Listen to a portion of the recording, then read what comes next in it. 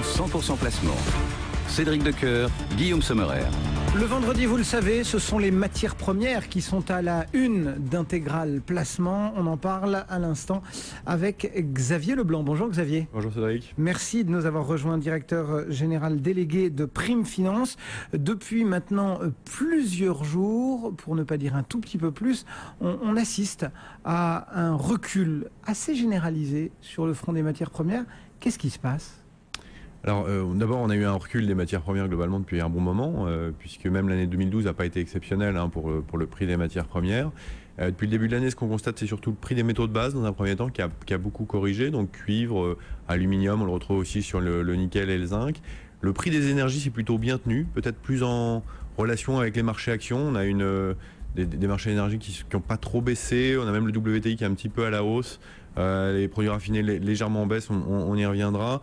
Et après, sur la base plutôt des métaux précieux, là c'est plus disparate. On le sait, l'or est plutôt à la baisse pour le moment.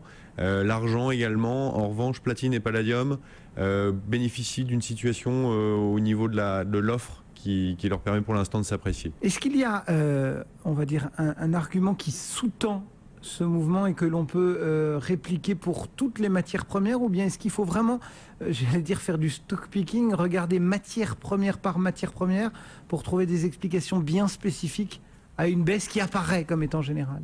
Alors écoutez, nous on préfère bien entendu analyser matière première par matière première, puisque toutes sont un peu différentes et les ressorts de chacune peuvent apparaître différentes, mais manifestement on a quand même un indicateur avancé qui n'est pas bon, puisque le prix des matières premières baisse, ça veut dire qu'on a une demande mécaniquement qui est en baisse, et donc c'est pas très rassurant globalement, on va dire, pour l'activité économique. Pour les métaux de base, il faut bien voir que c'est la Chine qui est le marché leader, c'est quasiment 40% de la demande des métaux aujourd'hui.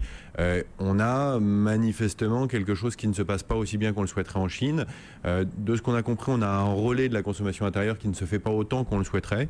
Les exportations sont en baisse et on n'a pas de relais au niveau de la consommation intérieure, donc on a une légère baisse sans aucun doute de la demande et donc une baisse des prix de certaines matières premières, entre autres les métaux de base. J'ajouterais que pour la Chine, il y a également toute la restructuration du secteur financier avec une attaque du shadow banking qui a été faite assez fort et qui peut-être a freiné une certaine spéculation sur les métaux de base. Ce mouvement, il est vraiment général. Il n'y a pas une exception qui mériterait d'être mise en avant en disant allez, il y a quand même... Si, on voulait donner un peu. Il y a le palladium qui bénéficie entre autres d'une demande assez forte dans le domaine automobile. Alors pas en Europe, très clairement, mais plutôt dans la partie asiatique. Le platine également, pour les mêmes raisons. C'est plutôt côté demande automobile. On a une offre de ces deux métaux qui a tendance à se réduire et une demande qui reste stable et qui pourrait même avoir une dynamique importante. Donc c'est plutôt les deux paris qu'on avait d'ailleurs depuis quelques temps, qu'on renforce. On reste très positionné sur les métaux précieux. Vous connaissez notre avis sur l'or. On reste toujours aussi positif sur l'or. Alors évidemment, à titre spéculatif, depuis quelques temps, c'est pas très porteur, mais en fonds de portefeuille, pour nous, ça reste. Il faut avoir des convictions aussi. Il n'y a pas que la spéculation. Ah oui, absolument. Mais là, sur celle-là, pour l'instant, on n'a pas vraiment de raison de changer d'avis. Les métaux précieux, globalement, restent encore un pari qui nous paraît positif. Le reste, il faut être clair, on est beaucoup plus prudent. Et les métaux précieux, leur avenir, il est garanti en plus par cette politique des banques centrales ultra agressive, la Fed, la Banque du Japon aussi qui a sorti le bazooka hier.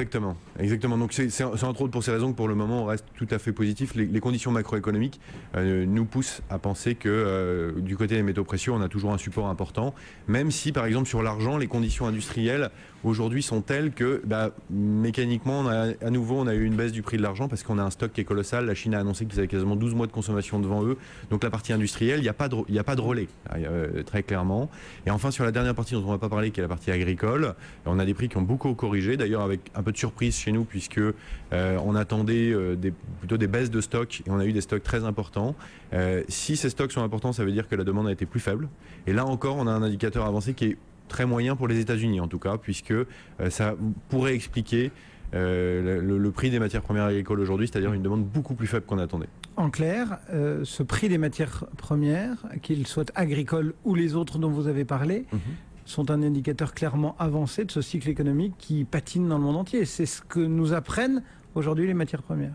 Écoutez, c'est l'impression qu'on a et c'est ce qu'on lit. En revanche, c'est plutôt positif dans un certain sens, puisque si on voit ces prix des matières premières baisser, eh bien, logiquement, on devrait pouvoir en bénéficier un petit peu. Ça devrait être plutôt favorable à un moment ou à un autre. Pour la consommation. Absolument. Mais c'est surtout le prix de l'énergie qui va compter, et c'est celui qui a le moins baissé. Si ça corrige un peu, ça peut être aussi favorable à plus long terme.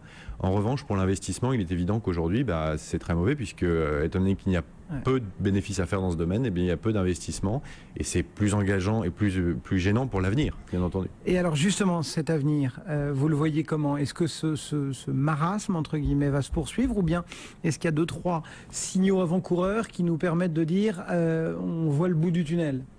Écoutez, pour le moment, ça ne nous paraît pas flagrant, le bout du tunnel. On est, comme beaucoup d'intervenants, assez perplexes à court terme, pas très rassurés. Mais on pense qu'on va avoir des conditions probablement plus favorables, puisque, comme je vous le disais, si ça baisse un petit peu, eh bien, ça devrait être bénéfique à un moment ou à un autre, et on pourrait rentrer dans un cycle à ce moment-là de croissance qui serait un peu plus important. Pour l'instant, les conditions macroéconomiques ne sont vraiment pas porteuses. Il est vrai qu'on a toujours beaucoup d'instabilité politique. On voit les politiques monétaires se mettre en place, que ça soit au Japon, mais également aux États-Unis. La BCE va y venir également. Donc on n'a pas d'autre solution, à notre sens, de toute façon, en termes monétaires. On va continuer les QE, et mécaniquement, à terme, ça sera très favorable aux actifs réels. Et donc ça devrait faire monter effectivement le prix des matières premières à plus long terme. Xavier Leblanc, le directeur général délégué de Prime Finance. Merci beaucoup, Xavier. Petit coup d'œil sur les différentes matières premières. C'est régulièrement au cœur d'Intégral Placement. Chaque vendredi, on brosse ces matières premières avec les meilleurs spécialistes.